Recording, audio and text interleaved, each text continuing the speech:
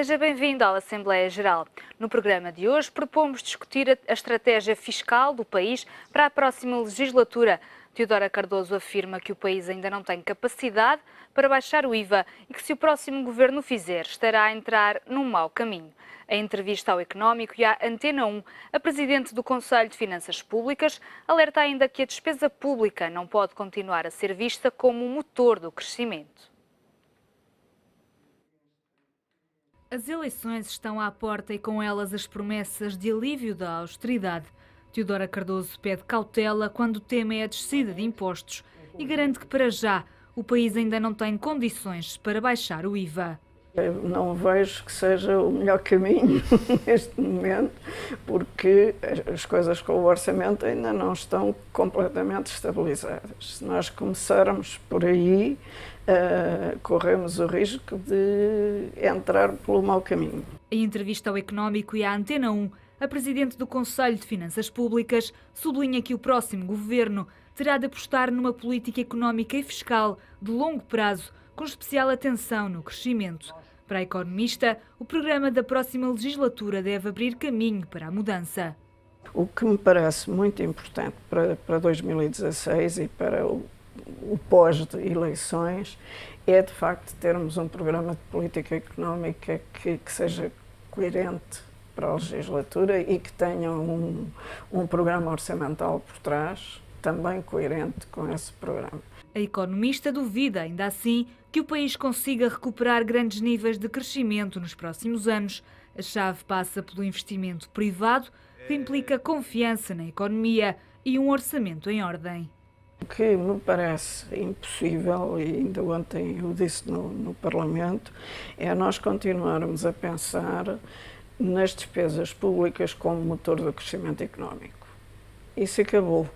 A lógica passada, que foi muito de fazer crescer a economia por via da intervenção do Estado, não pode continuar a ser, porque não vai vir daí o crescimento suficiente. Enquanto não há crescimento, tem de haver medidas que o promovam. Para Teodora Cardoso, as reformas temporárias terão de ser substituídas. As medidas temporárias vão ter que ser gradualmente retiradas, não podem ser retiradas de uma vez. Se fizéssemos isso e não fizéssemos mais nada, isto voltava atrás, quer dizer, não tenho grandes dúvidas. Agora, esse gradualismo tem que ser em conjunto com outro tipo de medidas que vão conseguindo compensar esse efeito. Sobre a crise na Grécia, a Presidente do Conselho de Finanças Públicas não tem dúvidas. A dívida não deve ser perdoada. Para Teodora Cardoso, não há garantias de que as medidas impostas a Atenas vão ser cumpridas e, por isso, o programa dos credores tem grandes chances de falhar. O debate, no fundo, é esse. Até que ponto essa ajuda vai ser usada pelos gregos para conseguir resolver os problemas que eles têm ou apenas para continuarem a sobreviver mal. O perdoar a dívida teria um enorme problema, é que perdoava-se a dívida, o que é que acontecia a seguir? A Grécia ia continuar a endividar-se da mesma maneira que se endividou antes. Teodora Cardoso conclui que o ideal é manter a Grécia na zona euro, mas avisa que os gregos têm de pôr a casa em ordem.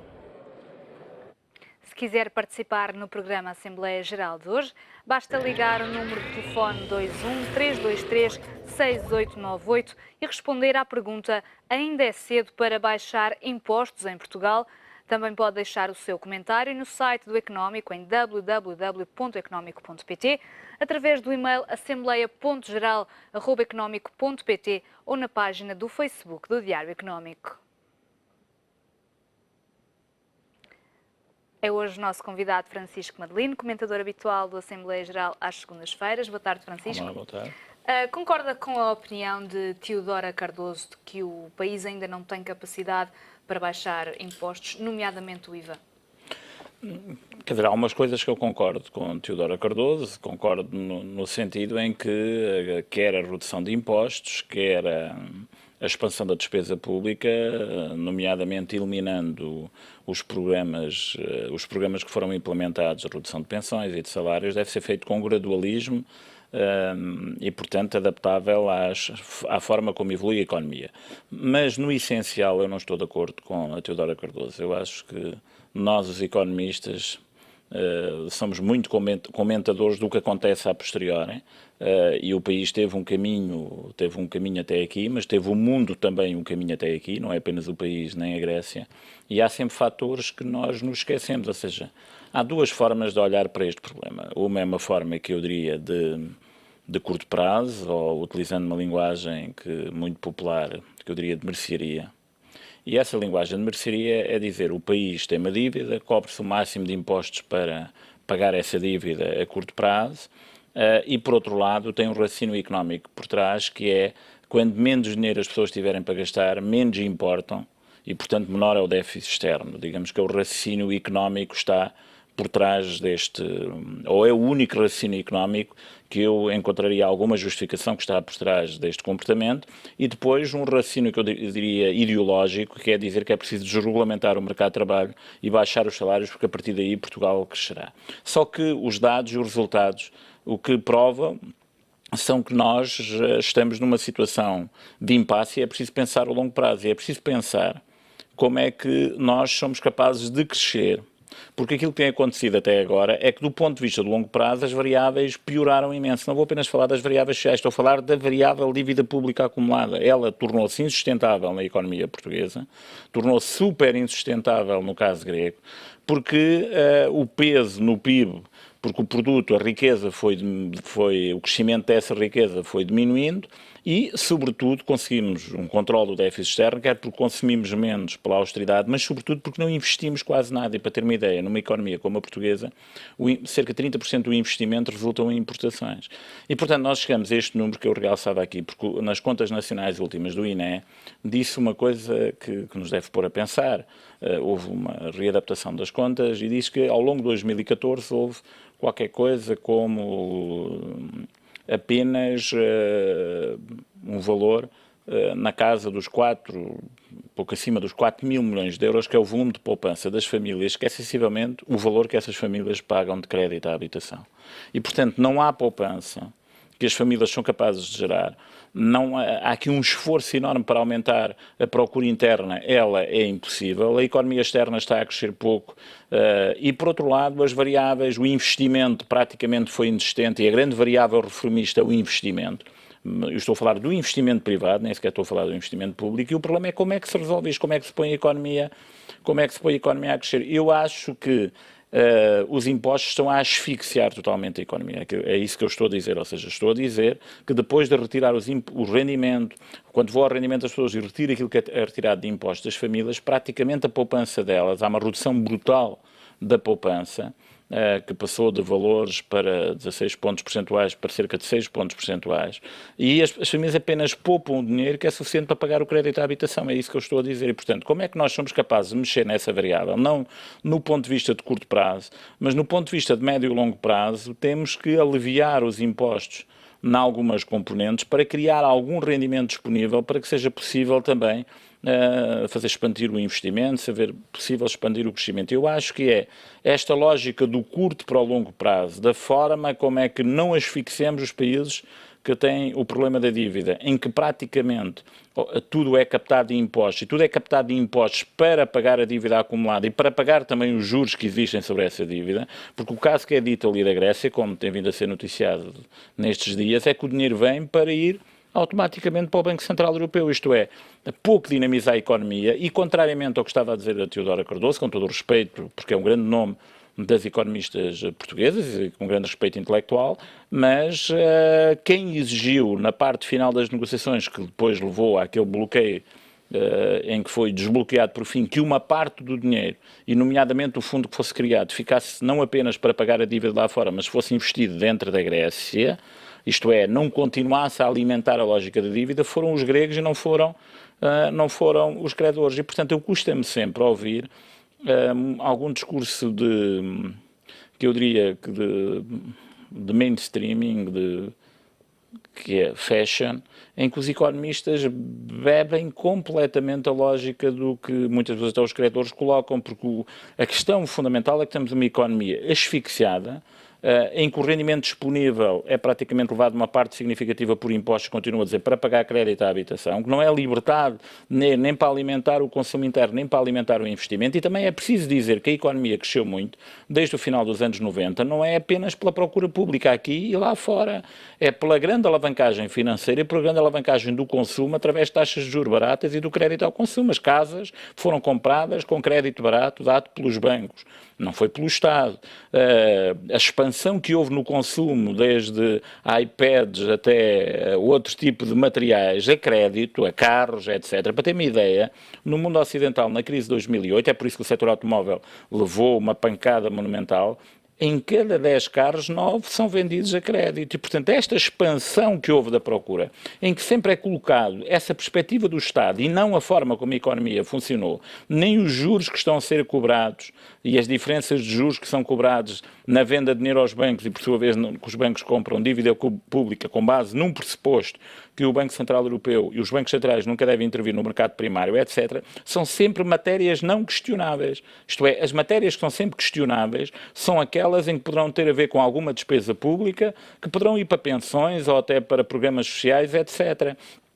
E, portanto, eu ainda um dia, para utilizar aqui uma linguagem irónica, é de entender porque é que algum tipo de economistas são tão enfáticos na forma como analisam determinado tipo de problemas que a economia tem agora e ignoram de tal forma outros problemas que possam existir. Basta comparar, agora não quero ser popularucho, mas basta ver quanto se gasta por ano em rendimento social de inserção e quais são as subidas dos encargos em juros ou quais foram os encargos de processos de imparidades e de falências de bancos que foram vistos nos últimos anos. E, portanto, esta duplicidade de forma de ver as coisas e quanto o grande problema é um problema de alavancagem financeira de dimensão impressionante, isto é, foi criado poder de criação de moeda aos bancos por diversas alterações nas condicionantes, nas necessidades das reservas dos bancos, que em determinados anos multiplicaram o processo de criação de moeda por 60, por 70 vezes, continuar-se a dizer que o que levou à expansão da economia não foi este dinamismo do crédito e esta alavancagem,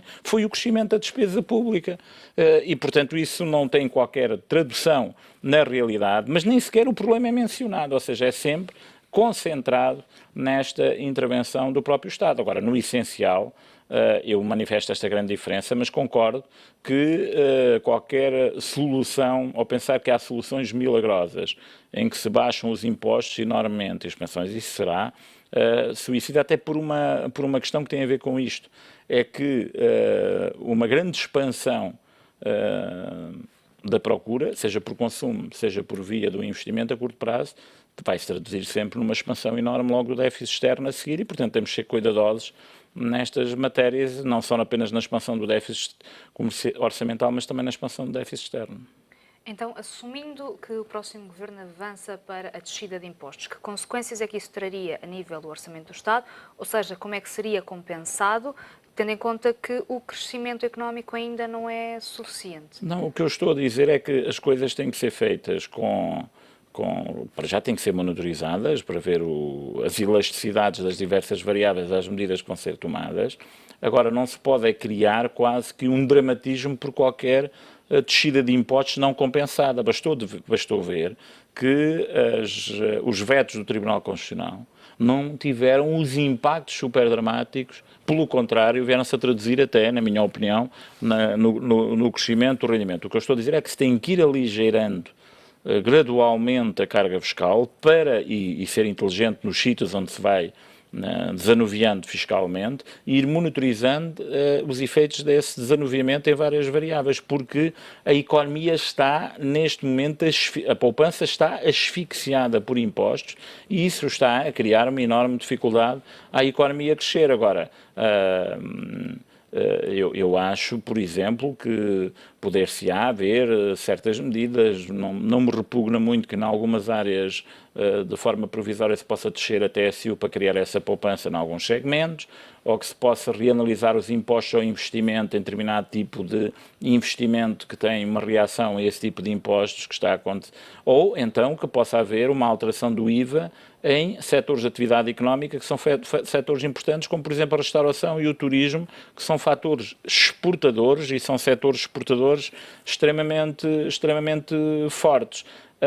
E acho que também deve ser dado um sinal de recuperação do rendimento das pessoas que trabalham e também dos pensionistas gradual, não repor tudo automaticamente, porque se for feito automaticamente o impacto dessa redução de impostos sobre o déficit orçamental no quadro mundial em que nós estamos a viver seria uma coisa com efeitos extremamente negativos. Mas acho que há aqui uma margem de manobra e com a inteligência que essa margem de manobra deve ser perseguida e não apenas numa lógica de curto prazo, em que tudo o que nós poupamos é para pagar juros aos credores, porque os credores poderão receber, digamos, os juros e as amortizações através do esquema que está criado a curto prazo, mas é como eu ter uma empresa e eu ser um banco em que essa empresa tem alguma dívida.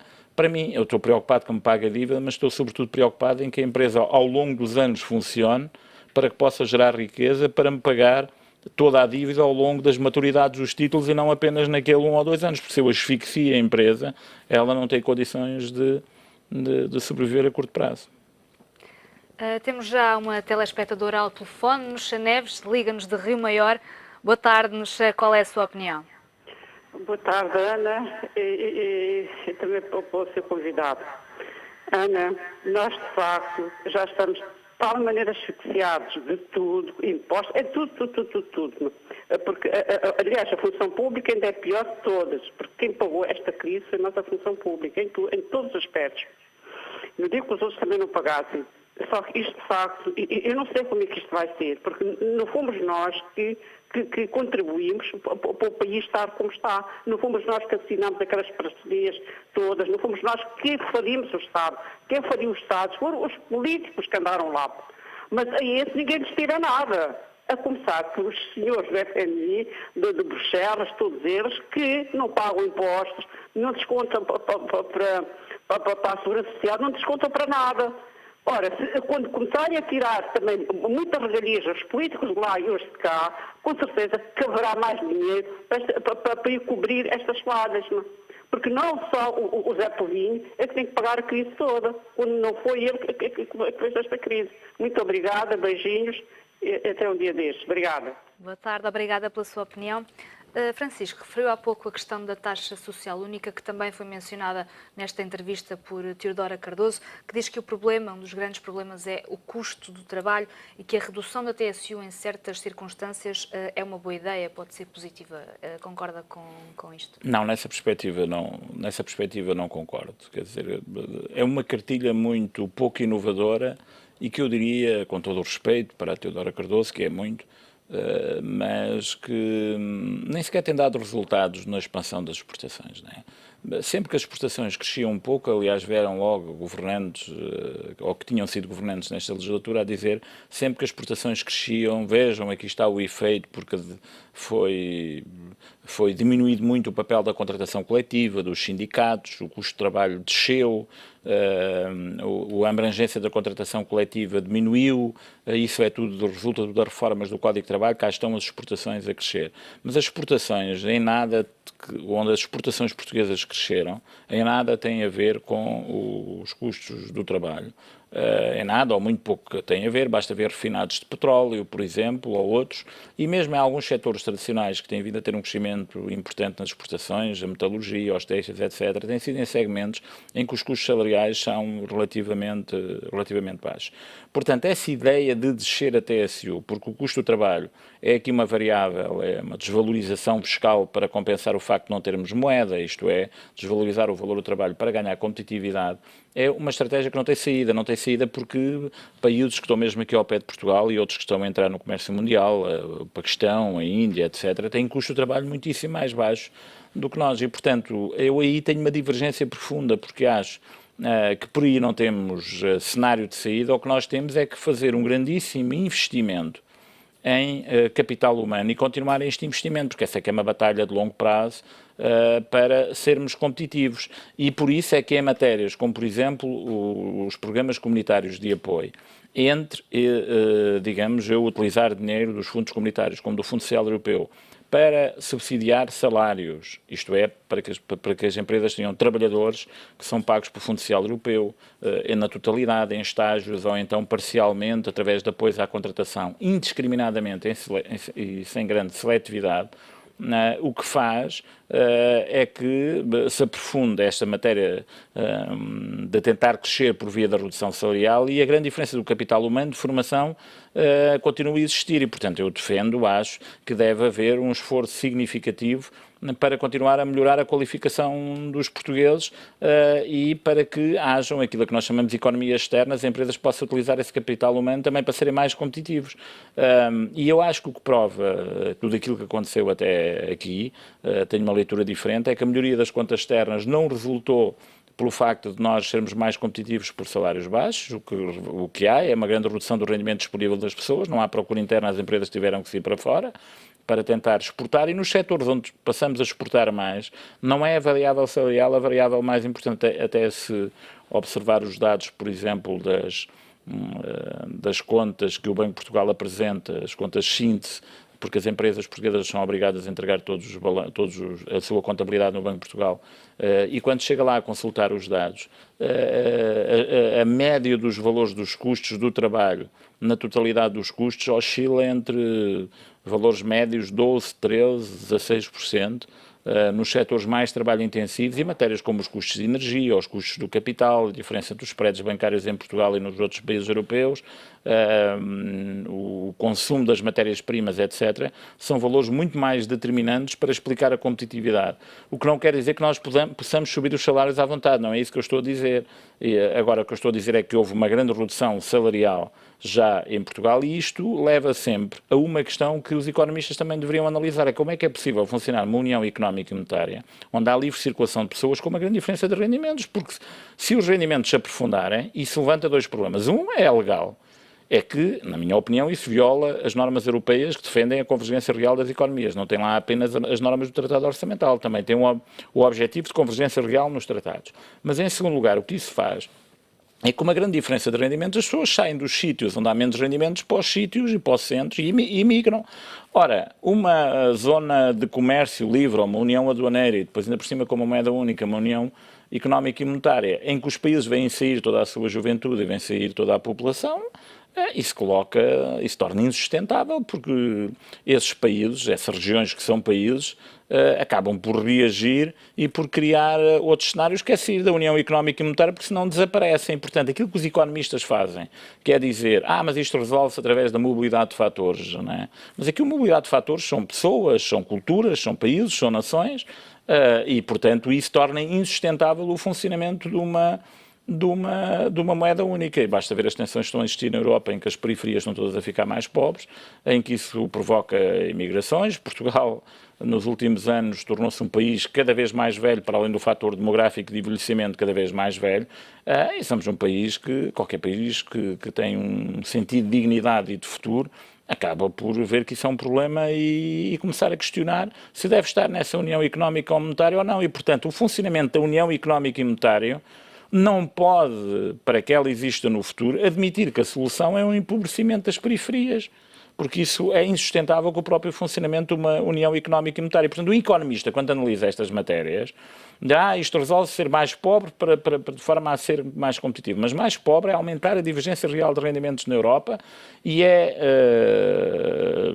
utilizando aqui não apenas a economia, mas aquilo que se conhece a generalidade da história e das ciências sociais, isso vai fazer implodir o projeto europeu, porque os países têm dignidade e não há apenas projetos individuais. Eu não tenho aqui um rendimento mais baixo e vou emigrar para a Alemanha, e depois a nação alemã ou a nação Portugal não criam infraestruturas, não criam futuro para as suas próprias nações. Para eles é indiferente se esse futuro resulta para eles ou resulta de outro próprio que vai para lá emigrar, e que isso não cria qualquer tensão internacional.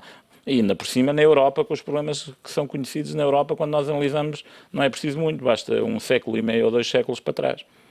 Já temos mais um telespectador ao telefone. Manuel Guerreiro liga-nos de Castro Verde. Boa tarde, qual é a sua opinião? Boa tarde para si, para o seu convidado e para todos os telespectadores do programa. Pois, em relação aí à vossa pergunta, se os impostos já podem baixar, eu diria que se estou a referir aos impostos sobre os rendimentos do trabalho, o chamado IRS, eu julgo que esses não podem baixar nem agora nem nunca. Porque, na verdade, desde que eu me conheço como gente, nunca assisti uma baixa do IRS. Agora, se se refere a impostos sobre rendimentos do capital, esses podem baixar todos os dias e é sempre a hora. Basta ver que mesmo no meio desta crise toda baixaram o IRC. Baixar o IRC há aqueles poucos que pagam, porque a maioria não paga nada, né? Tem sistematicamente prejuízo. E sobre isso os economistas, como a doutora Teodora Cardoso, não dizem nada. Nunca os ouvi falar disso. Uma grande parte das empresas portuguesas não pagam qualquer espécie de imposto. E essa situação continua perfeitamente impune e sobre isso os economistas e da área do poder nunca se pronunciam. Ficam sempre caladinhos que não é ratos. Portanto, se os impostos sobre o trabalho estivermos à espera que seja uma altura boa para eles baixarem, é que com estes governos nunca mais a vida baixarão. Os impostos sobre o capital, esses continuarão a baixar até por via dos perdões fiscais, continuam a ser dados, porque a questão da despesa pública. A despesa pública não se pode aumentar a despesa pública se for aumentar a despesa pública para dar melhores condições de vida às pessoas, ao povo. Porque se for para fazer contratações milionárias, para capitalizar bancos, para financiar os negócios privados da saúde e da educação, para essas coisas todas, para isso não há problema nenhum de aumentar a despesa pública. Aí pode-se gastar dinheiro público às pasadas, isso não há problema nenhum, ninguém se pronuncia contra isso. Não houve ninguém, nem Teodoro Cardoso, nem Vítor Bentes, nem Dinas Carreiras, nem ninguém, dizer uma palavra sobre isso. Portanto, essa mão, essa teta continua, não há problema nenhum. Só há problema se for para dar um rendimento mínimo e um desgraçado qualquer, ou um abono de família, ou um complemento solidário para idosos, aí é que não se pode mexer. Aí é um crime mexer nisso, que isso é aumentar a despesa pública, é não sei o que e tal. Agora, se for aí depois mamões do costume, isso é a tripa fora todos os dias, 24 horas por dia, e não há problemas de controle de contas, não temos nenhum problema económico, nem gera consequências nenhumas para a economia do país. Muito boa tarde e muito obrigado. Boa tarde, obrigada pelo seu telefonema. Francisco, concorda com a visão deste telespectador? Quer dizer, eu percebo às vezes a indignação que existe das pessoas e do nosso telespectador, embora acho que temos de ter aqui alguma ponderação. Eu estou a dizer que não se pode fazer expandir a despesa ou reduzir enormemente as receitas, e é preciso ter cuidado com o que isso provoca do ponto de vista orçamental e da situação em que colocamos o país.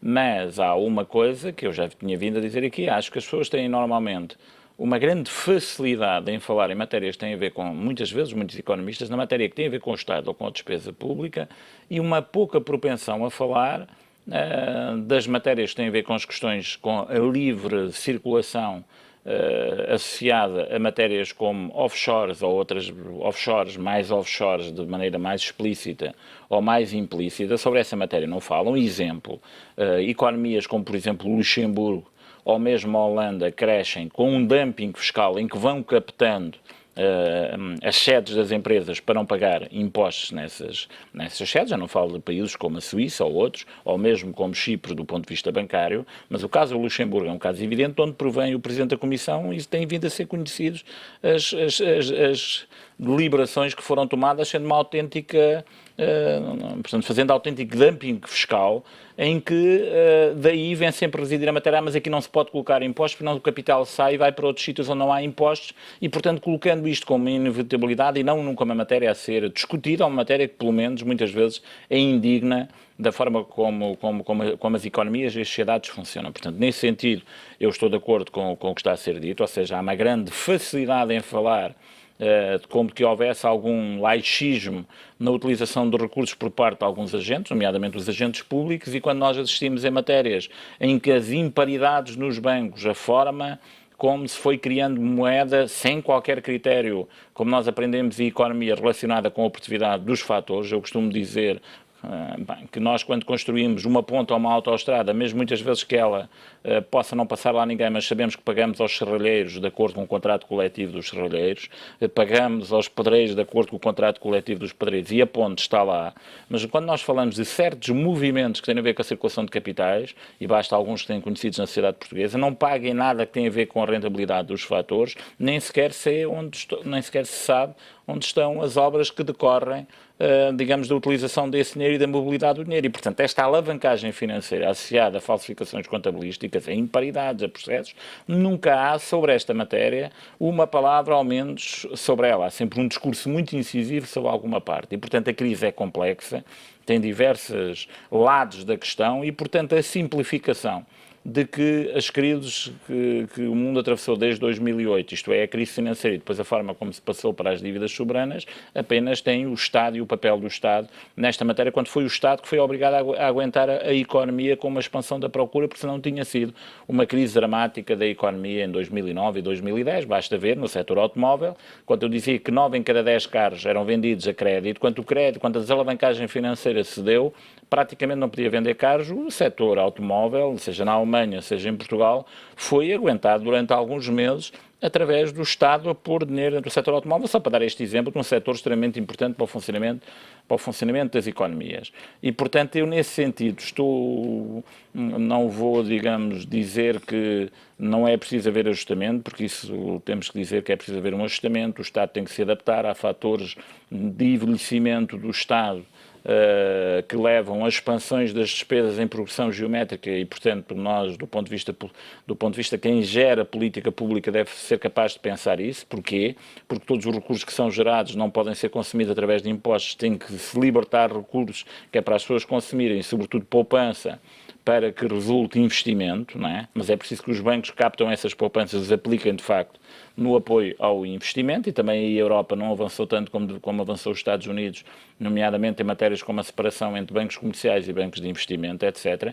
E voltamos outra vez ao mesmo. Sobre estas matérias, normalmente os economistas, digamos, do padrão comum são muitas vezes do mainstreaming, são muitas vezes muito permeáveis sobre estas matérias, não discutem muito ou não enfatizam muito, mesmo pessoas que têm um grande rigor na análise e historicamente, como a Teodora Cardoso, mas às vezes custa-me um bocado ver que é tão fácil criticar para um lado e tão difícil ou tantos silêncios para outros aspectos da matéria com que estamos a viver. Por exemplo, aquilo que estava a ser dito pelos gregos, que o dinheiro que viesse era preciso ir para investimento. Ora, a matéria que foi precisamente discutida, nomeadamente no célebre fundo, e que depois chegou a um consenso, era que o dinheiro, que os bens não fossem todos para o fundo para pagar a devedores, que ficasse pelo menos metade dos bens para investir na própria Grécia. E, portanto, estas ideias que vão sendo criadas, como que a expansão da despesa pública, as compras militares na Grécia e os empréstimos que foram dados, etc., e até algumas matérias que são conhecidas, de corrupções, etc., só têm os gregos como agentes dessa situação e em nada digamos, nada a mais aconteceu. Portanto, eu acho que, continuo a dizer, é impossível resolver esta crise em termos europeus, mais do que andar a procurar culpados, é perceber que a crise é complexa, tem diversas variáveis, tem componentes do Estado, tem componentes da regulação bancária e financeira como existiu, das formas de incentivos que foram dados aos diversos agentes económicos que foram distorcidas nos últimos anos, que há processos de regulação e transparência de funcionamento e há matérias, como dizia o nosso ouvinte, de harmonização fiscal, ou seja, a Europa, se não tiver uma harmonização fiscal mínima, isso leva a que todos vão concorrer pela redução de impostos e, portanto, os Estados ficam sem receitas, o capital movimenta-se com uma grande facilidade e não paga impostos e, portanto, são os serviços públicos que pagam. Enquanto são os serviços públicos, não são apenas os funcionários públicos, é o sistema de saúde que está na crise e na dificuldade em responder às necessidades que está, e que vai desde o sistema de saúde, como pode ir aos sistemas educativos e à investigação e outras matérias, às relações das universidades com os processos de investigação e as bolsas, etc. Portanto, é toda essa matéria que acaba por afetar todo o funcionamento do Estado. Passamos já a ler alguns dos comentários que os nossos telespectadores nos foram deixando ao longo do dia. Nosso espectador, Jeremias, diz-nos que o IVA deveria baixar especialmente na eletricidade e gás, que além de serem bens de primeira necessidade para a sociedade do século XXI, constituem fatores de produção relevantes na indústria, a qual pode tornar-se mais rentável com fatores de produção mais baratos. Já o nosso telespectador Ricardo Teixeira diz-nos que os impostos devem-se baixar quando as contas do Estado estão equilibradas e esses impostos não são mais necessários. Nesse caso, sim, devem baixar os impostos. Mas não creio que com um déficit de 3% possamos chamar a nossa economia de equilibrada. Existem outras taxas que podiam baixar para incentivar a criação de emprego. Diria até que isso é mais importante do que mais concretamente baixarem o IVA. Francisco, concorda com as medidas defendidas aqui nos comentários dos nossos telespectadores? Nomeadamente, por exemplo, baixar o IVA da eletricidade, que tem sido uma questão que tem sido mantida um pouco à margem das promessas eleitorais feitas ultimamente. Bem, são duas matérias, digamos, distintas, não é? Uma delas que é abordada aqui, que é baixar o IVA sobre a eletricidade.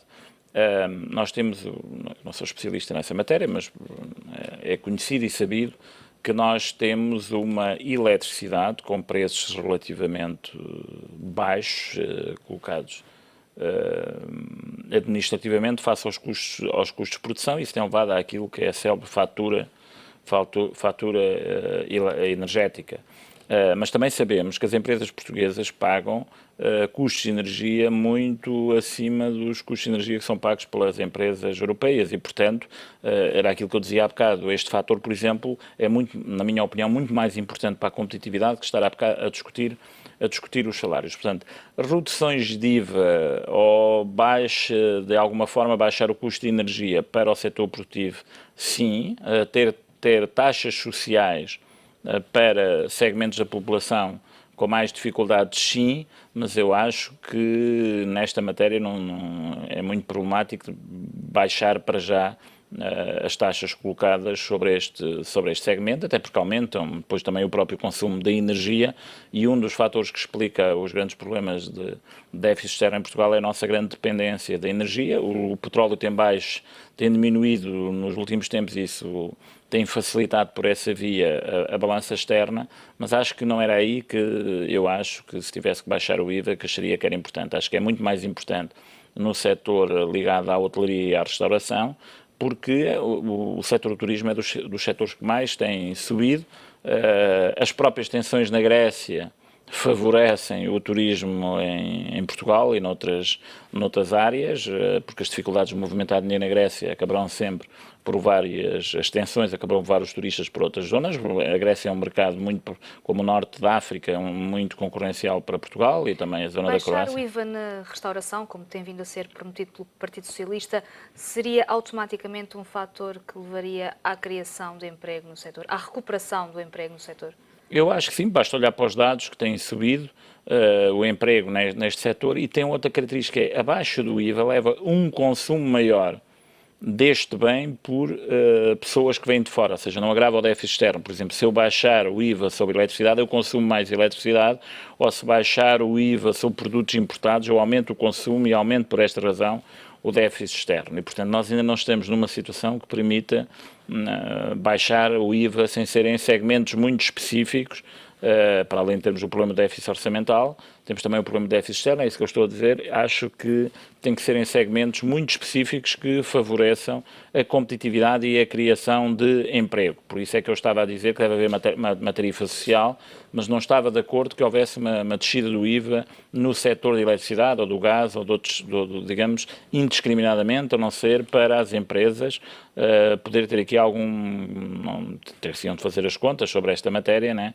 Mas de facto as empresas portuguesas pagam a energia mais cara que pagam os outros países. Portanto, tudo isto para dizer que a questão fiscal deve ser utilizada sobretudo para aligerar em segmentos de pessoas que têm poucos rendimentos. Os salários em Portugal têm valores médios muito baixos e, portanto, criar aqui alguma folga para respirarem essas famílias, e também para aquelas que têm dificuldades sociais maiores, porque o IVA é aquilo que os economistas dizem, um imposto regressivo, isto é, quanto mais baixo é o rendimento, as pessoas praticamente gastam todo o rendimento em consumo, e aquele imposto, quando sobe, tem um impacto sobre a totalidade do rendimento dessas famílias mais baixas. Aqui deve haver alguma aligerar em alguns segmentos, mas com uma lógica de promover o investimento e promover o emprego, temos que ser muito seletivos, de forma a criar emprego, a promover o investimento. Francisco, vou ter de interrompê-lo porque o nosso tempo esgotou-se. Obrigada pela sua participação na Assembleia Geral. O programa de hoje fica por aqui. Já a seguir, não perca toda a informação do dia no Grande Jornal